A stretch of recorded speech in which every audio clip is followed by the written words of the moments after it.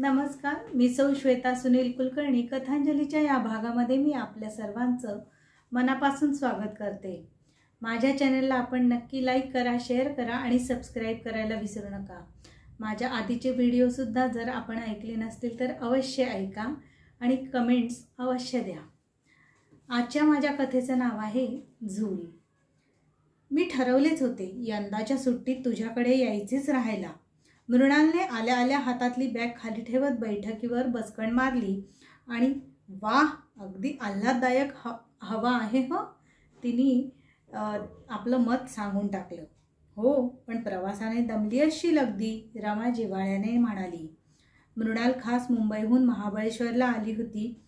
तिच्या चेष्टेकडे दुर्लक्ष करत मृणाल म्हणाली, खरंच ग, खरंच दमली आहे. नुसता ट्रॅफिक जाम मुंबईत तर आहेच आणि इथेही. पण काहीही म्हण, तू अगदी नशीबवान आहेस. अगदी निसर्गाच्या सान्निध्यात बंगला आहे हो तुझा. कंटाळाच आला होता ग सगळ्या त्या आयुष्याचा. गर्दी आणि गर्दी. इथेही गर्दी, पण मोसमापुरतीच. एरवी थंडा मामला हो ना. आणि तिथली गर्दी जगण्यासाठी तर इथली गर्दी जगण्याचा आनंद घेण्यासाठी. हा फरक आहे हं, रमा मनापासून म्हणाली. आता अगदी माझी बहीण शोभतेस. लिहिण्यासाठी छान आहे हे वाक्य, मृणाल म्हणाली. तोवर लताबाईने चहा आणि खाणे आणून ठेवले. चहाचा घोट घेत मृणाल म्हणाली, पण एकटी कशी राहतेस तू? नवल आहे बाई, तिथे पुण्यात एवढा सगळा पसारा असून. आपण नंतर निवांत बोलूया ना, आत्ताच आल्या आल्या तुझं सुरू, रमाने तिला म्हटलं. मृणाल गप्प बसली खरी, पण मनात मात्र कुतूहल होतंच. सुमंत तिथेच. रमा इथे एकटी कशी आली राहायला? बोल ना, तुला रजा कशी मिळाली एवढी? घेतली ग खूप दिवसात आणि कधीपासून अर्ज केलेला, पण तरीही त्यांनी रजा देताना जिकजिक केलीच. चेहऱ्यावर तो सगळा वैताग दाखवत मृणाल म्हणाली, बरं आहे, पण दिली बाबा एकदाची सुट्टी आणि मी आता मनसोक्त राहणार आहे. हं, राहा की, रमा म्हणाली. मी लताला सांगून येते जेवायला काय करायचंय ते. चालेल ताई, आपण रात्री बाहेर जायचं का ग जेवायला? बाहेर? ही काही मृणाल मुंबई आहे का ग? दोघीच बाहेर जायला एवढ्या रात्री? रमा गेली तरी मृणालच्या मनात हा प्रश्न परत परत उमटत राहिला. मग इथे एवढं असुरक्षित आहे तर त्यापेक्षा मुंबई तर किती जास्त सुरक्षित आहे. इथे रात्री कोणी नसते, झाडांची गर्दी आहे म्हणून भीती, तर मुंबईत गर्दीच गर्दी म्हणून. एकूण काय भीती आहे ती दुसऱ्याने फसवण्याची, दुसऱ्याने आपल्याला त्रास देण्याची. आपल्यावर कोणी बळजबरी करेल की काय, ही भीती. मग रमाताई इथे का राहते? लता आहे म्हणा सोबत आणि अरविंद असतो तरीही. मृणाल, तू सध्या कशावर लिहिते आहेस ग? रमा तिच्याजवळ येऊन बसली. मृणाला सकाळी सकाळीच फुलस्के, पेन सगळं घेऊन बसलेले पाहून रमानं उत्सुकतेनं विचारलं. रमाला तिच्याबद्दल नेहमी कुतूहल वाटायचं. ही कशी काय लिहू शकते एवढी पाने भरून? सुचते तरी कसे? आपल्याला एक पान लिहायला सांगितलं तरीही जमणार नाही. काही नाही ग, रविवारच्या पुरवणीसाठी लेख लिहिते. डिकुनांनी स्ट्रिक्टच सांगितले, आज रात्रीपर्यंत लेख पाठवाच. वर्तमानपत्रात डेडलाईन असते, त्याच्या आधी पाठवावंच लागतं. मृणाल तिच्याकडे न बघताच म्हणाली, तर मग मी तुला डिस्टर्ब करू नको असंच ना? रमा म्हणाली. त्यावर मात्र मृणालने तिच्याकडे बघून छोटंसं स्मित केलं. मृणालचा खादीचा कुर्ता, गळ्यात छोटीशी चेन, त्यात एक छोटासा काळा मणी, मंगळसूत्राचे लोढणे न वाटता एक छानसे बंधन वाटत होते आणि या सगळ्याला शोभून दिसणारा तिचा बॉबकट. तिच्या चेहऱ्यावर बुद्धिमत्तेचे तेज वाढतच होते. तिच्या व्यक्तिमत्वाची ही बाजू रमाच्या प्रकर्षाने लक्षात आली. तिचा सांभाळून घेण्याचा स्वभाव, तिला पोशाखातून, राहणीतून तो ठळक जाणवतो. आपण typical Punjabi dress, sari, matching jewellery आणि सतत सजावट केलेल्या बाहुलीसारखे राहिलो का? तर सुमंतला आवडते म्हणून. मग कुठे ट्रिपला गेल्यावर त्या मूडचे कपडे, जीन्स, ट्राउझर्स वगैरे. पण सुमंतला आवडते म्हणून.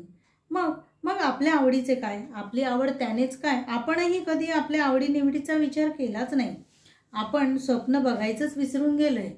सुमंतला कायम उद्योग कसा वाढवायचा हाच नाद होता. आत्ताही आपण येथे हॉटेल उभारायचे म्हणूनच आहोत. फक्त ही बाब आपण कोणाला सांगितली नाहीये, अगदी मृणाललाही नाही. सुमंतला आवडणार नाही म्हणून. इतके दिवस आपण का घाबरतोय त्याला? मृणालच्या लक्षातही येणार नाही अशा पद्धतीने रमा तिथून उठून निघून गेली. किती वर्षे झाली आपल्या लग्नाला? 30 वर्षे होतील आता. 50शी आली आपली. सून आलीये घरात तरीही आपण अजून छान दिसतो. बांधाही अगदी सुरेख म्हणावा तसा. का? सुमंतसाठी. त्याला बेडपणा आवडत नाही म्हणून आवर्जून जिभेवर ताबा ठेवला. जिम व्यायाम चुकवले नाही. पण त्याने आपल्यासाठी काय केले? पैसा कमावला, पण तोच पैशासाठी वाटेल तेवढे कष्ट घ्यायला तयार होता. त्याला पैसा आवडतो म्हणून, आणि अजूनही कष्ट घेतोच आहे. त्याच्याबरोबर सुदीप देखील तयार झालाच. रेवतीलाही तीच पॅशन आहे. सुदीपची बायको शोभते अगदी. मग आपणच का असे वेगळे? सगळ्यात असून नसल्यासारखे. आपण मृणालसारखेच आहोत. तिची आपली नाळ एकाच आईशी जोडलेली आहे म्हणून की काय? पण मग आपल्याला काय हवं हे कधीच आपल्याला कळू शकलं नाही का? रमा अस्वस्थपणे डोंगरावरचे धुके पाहत होती. हे डोंगर खरे तर धुक्यापेक्षा कणखर कठीण. धुके आज आहे उद्या नाही. क्षणात गडद क्षणात विरळ. पण तरीही ते डोंगराला झाकळून टाकते. तसे आपले झाले की काय? पैशाचा कैफ चढलाय. त्या धुक्यापुढे आपण सत्व विसरलोय अगदी. पण आजचं काय? मृणाल आल्यावरच का असे वाटते? एकटे सुमंत तर आपल्याशी असं बोलायचा प्रश्नच नव्हता. बोलायला वेळच नसायचा. असला तरीही त्याला काय बोलावं असाच प्रश्न पडत असतो. आपले मन जाणून घेण्याचा त्याने कधी प्रयत्नच केला नाही. मन असते, दुसऱ्यालाही मन असते, हे जपायचे असते हेच त्याला ठाऊक नाही. कधी भरभरून गप्पा मारल्या आहेत हेच आठवत नाही. नवरा बायकोंमध्ये विचारांचेही शेअरिंग हवे. जितके होईल तितके बोलणे जास्तीत जास्त असावे याची सुमंतला कधीच जाणीव नव्हती. आणि हलके हलके आपण आपल्या मनाचे दरवाजे मिटून घेतले. अलगद आपल्याही नकळत आपोआप ते मिटले गेले. आपण जीवन जगलो अगदी यांत्रिकपणे. सहजीवन तसं नाहीच. त्याला घड्याळाचा टोला रमाला ऐकू आला आणि ती भानावर आली. लताचे काय चाललंय बघण्यासाठी ती स्वयंपाकघरात गेली. मॅडम, हे राऊत यांची फर्म एकदम फेमस आहे. अरविंद राऊतांची ओळख करून देत म्हणाला. हो, फोनवर बोलणं झालंय की, रमा म्हणाली. खरंच? अरविंद म्हणाला. तर तुमच्या डिझाईन्स आवडल्या सरांना, रमा म्हणाली. तुम्ही एकदा सर्व बंगला बघून घ्या. त्यात परत कसे चेंजेस करता येतील हे सांगा. इंटिरियर मात्र एकदम फ्रेश आणि नाविन्यपूर्ण वाटायला हवं. ॲट्रॅक्टिव्ह. ते तर झालंच, पण किचनही नव्याने बनवायला लागेल, राऊत म्हणाले. मी सरांना भेटणारच आहे उद्या. त्या दोघांचे बोलणे चालू असताना मृणाल तिथे आली. तिला नवल वाटलं. हा एवढा छान बंगला हे परत का रिनोव्हेट करता आहेत? पण मग तिच्या लक्षात आले की यांच्या गप्पांवरून कळतंय की हॉटेल बनवायचे आहे इथे. आणि आपण इथे आलो आहोत तरी रमाताईने आपल्याला काही सांगितलेले नाही. तशी थोडीफार अस्वस्थ दिसते आहे ती. पण मृणाल मग तिथून निघून बाहेर बागेत जाऊन बसली.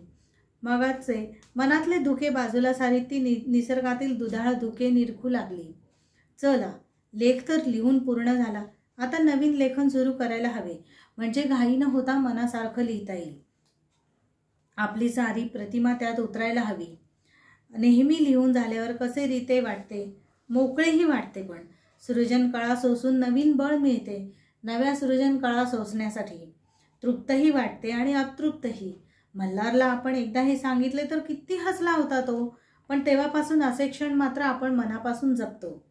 आपल्याला जपतो. म्हणतो हेच तुझं खरं सत्व आहे. ते जपायला हवं. खरंच आपल्याला त्याने आपलं स्वत्व मिळवून दिलं आहे. इकडे आहेस तू? रमाने तिथली निशब्दता भंग केली. हो, तुमचं बोलणं चालू होतं. म्हटलं उगाच कशाला मध्ये लुडबुड, म्हणून इथे येऊन बसले. मृणाल दुखावल्या स्वरात म्हणाली. सॉरी, मी तुला सांगितलं नाही. पण या घराचं हॉटेल करायचं आहे. थोडेफार बदल करावेच लागतील ना. रमा तिला त्रास होऊ नये म्हणून हळुवारपणे म्हणाली. काय करू गं? पण कळलं, मृणाल म्हणाली. मला सांगायचं नव्हतं का? म्हणजे मी चुकीच्या वेळेस आले आहे का? अगं मग मी तुला बोलावलं असतं का? मी तुला सांगितलं नसतं का की मी पुण्यातच आहे म्हणून?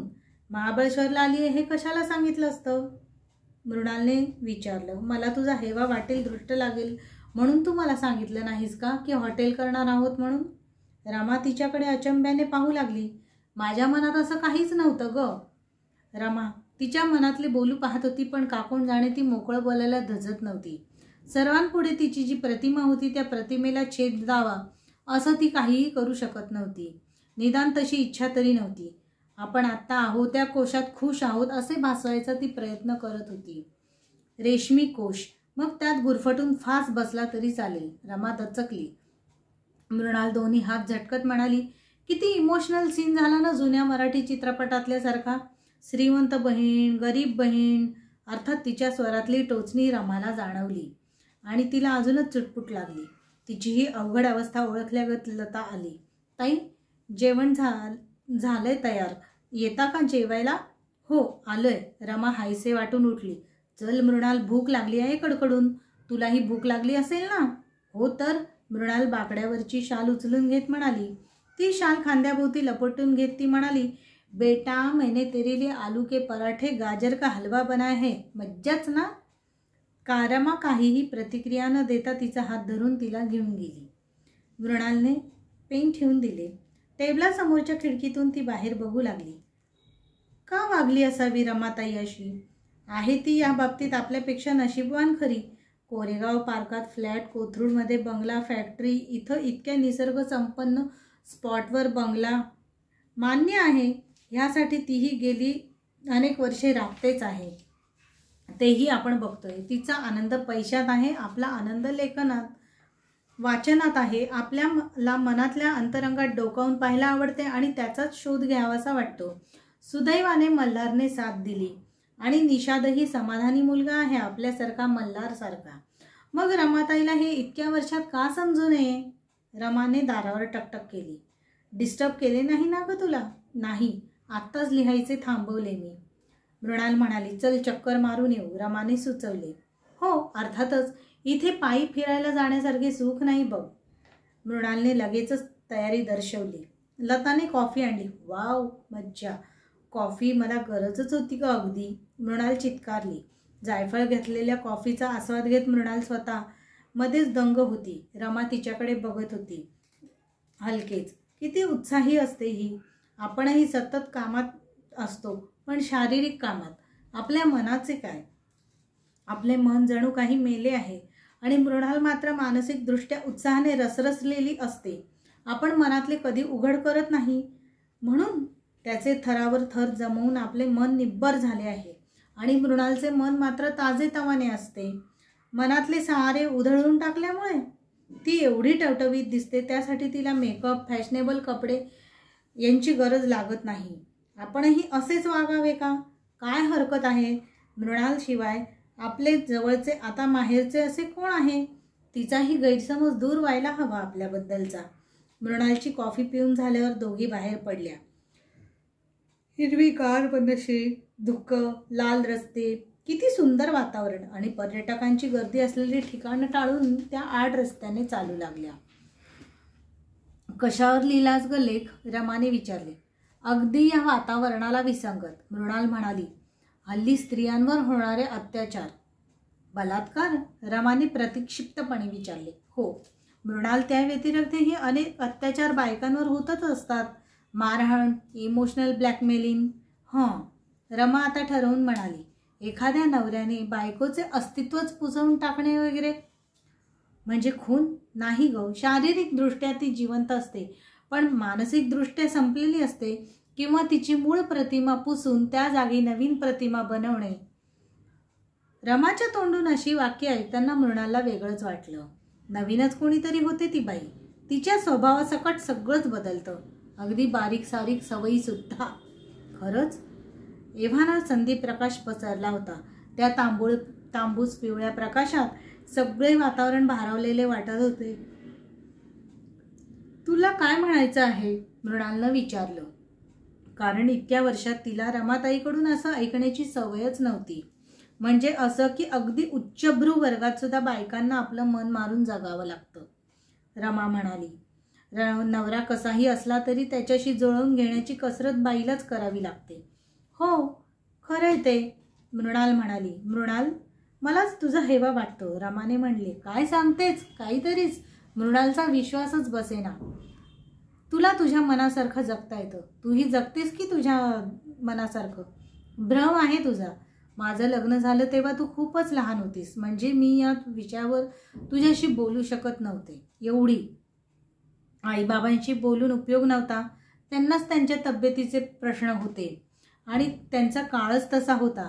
बाईने नवऱ्याशी जुळवून घ्यायचं ही मेंटॅलिटी. मृणाल बाजवली.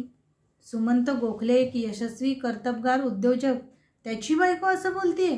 का नाही? एखाद्या उद्योजकाच्या बायकोची फिर्याद असू शकते की नवऱ्याबद्दल. नक्की काय म्हणायचंय तुला? गोंधळून मृणालनं विचारलं. माझं लग्न झालं तेव्हा मी जेमतेम 18 वर्षाची होते.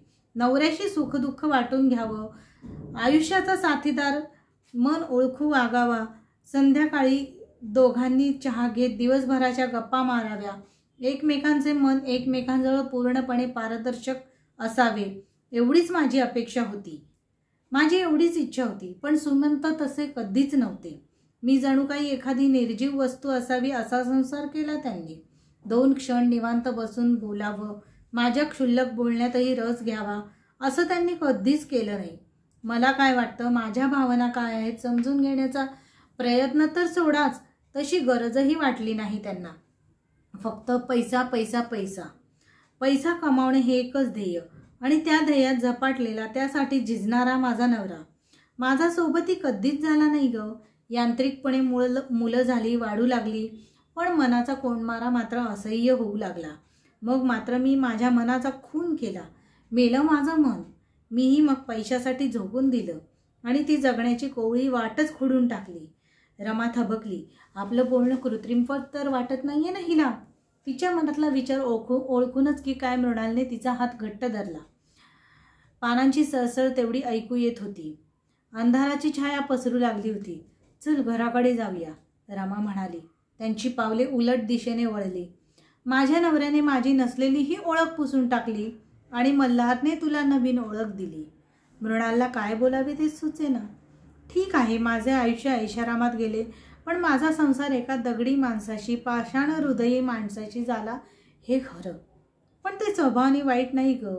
पण आपल्या बायकोशी बोलणं, सुख दुःख वाटून घेणं, गप्पा मारणं, प्रत्येक नाही पण जवळपास सर्व गोष्टी शेअर करणं, याला संसार म्हणतात ग. इथे तर सुमंतला काही भावभावना असतात, बोलायचे असतात, हेच मान्य नाही. समजून घेण्याचा प्रश्नच नाही. रमा जड शब्दात म्हणाली. माझा संसार हा एका अर्थानं झालाच नाही. हा सुद्धा एक मानसिक अत्याचारच नाही का ग? बायकोच्या मानसिक गरजा पूर्ण न करू शकणारा पुरुष म्हणजेही अत्याचार करणाराच नव्हे का ग? मृणाल हादरलीच, पण रमा मात्र थंडपणे बोलत होती. शारीरिक गरजा पूर्ण न होणं हे दिसून येतं, पण मानसिक गरजांचं काय? ह्या फसवणुकीचं काय? एखादी स्त्री मानसिक रुग्णही होऊ शकते नाही का? मृणाल रमाला काय म्हणायचं होतं ह्याची तिला पूर्ण जाणीव झाली आणि रमाबद्दल आपल्या मनात जे काही चालू होतं त्याबद्दल तिला अपराधी वाटू लागलं. तू यावर एक लिही किंवा लिहू पण नकोस, पण तुझ्या ताईचं हे आयुष्य असं आहे, कृत्रिम. या महाबळेश्वरच्या हवेसारखं आल्हाददायक शीतल नाही, तर विजेवर चालणाऱ्या AC सारखं थंडगार आहे, शीतगृहातल्या गारव्यासारखं, शहारे आणणारं. ताई प्लीज इतकं टोकाचं नको गो बोलूस. हे घर आलंच बघ. त्या बंगल्याच्या आवारात शिरत असताना रमा म्हणाली, आता नाही बोलणार मी. आणि रमाने पूर्ववत रमा सुमंत गोखले नावाची झूल पांघरली. पण मृणालच्या मनात मात्र विचारांचं वादळ थैमान घालू लागलं आणि रमाच्या आत्ताच्या वागण्याचं आश्चर्यही वाटत होतं. आज रात्री जागून ती ते वादळ कागदांवर उतरणार होती, पण रमाताईचं काय, हा प्रश्न मात्र अनुत्तरितच राहणार होता. धन्यवाद.